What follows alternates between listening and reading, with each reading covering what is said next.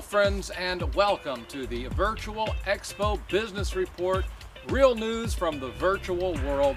I'm your host, Jay Todd, and this show is for those individuals looking for insight and information about webinars, online conferences, and social media tools which can help them grow their businesses.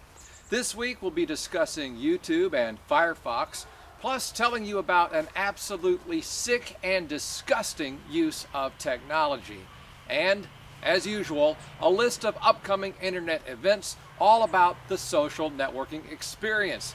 But let's start with Facebook, who, despite being a monster of a corporation, were recently voted the best tech company to work for. Yeah. Maybe it's because of their overall attitude and understanding of the new social order of the web. For example, they recently added a new feature to their site to help people who may be in trouble. More specifically, people who may be considering harming themselves or worse. It's a delicate topic, I know, but especially around the holidays, it's important that we remember this segment of our society.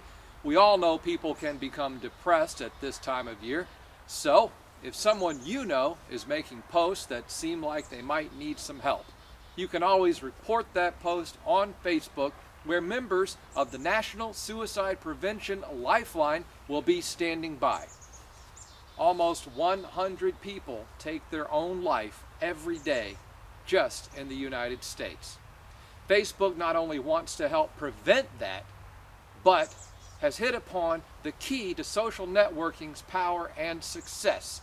You see, you have to be genuine, you have to give value, and most importantly, you have to listen.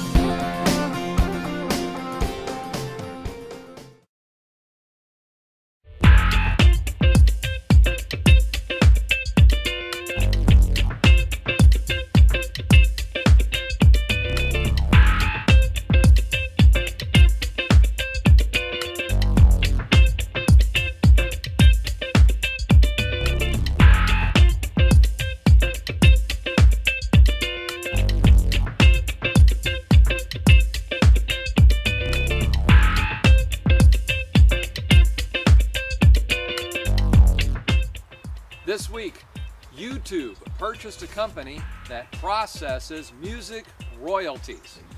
We all know that copyright issues have been a huge problem for the video site for many years, and since Google took over, they've been cracking down more and more on offenders.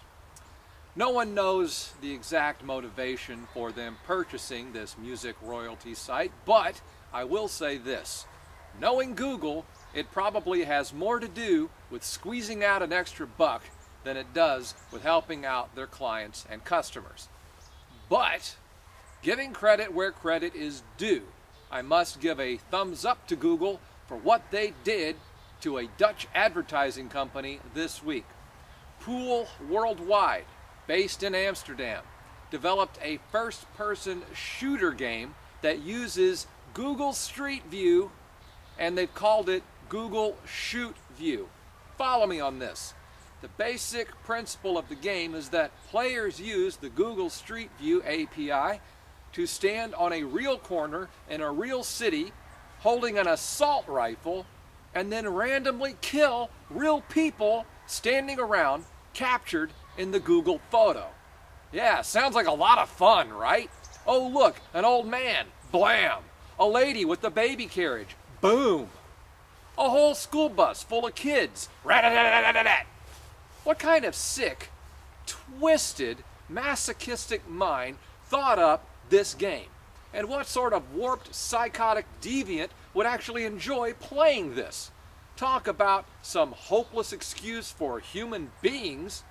Google, for all their issues, pulled the company's access to the Street View API, even though they didn't directly comment about this topic.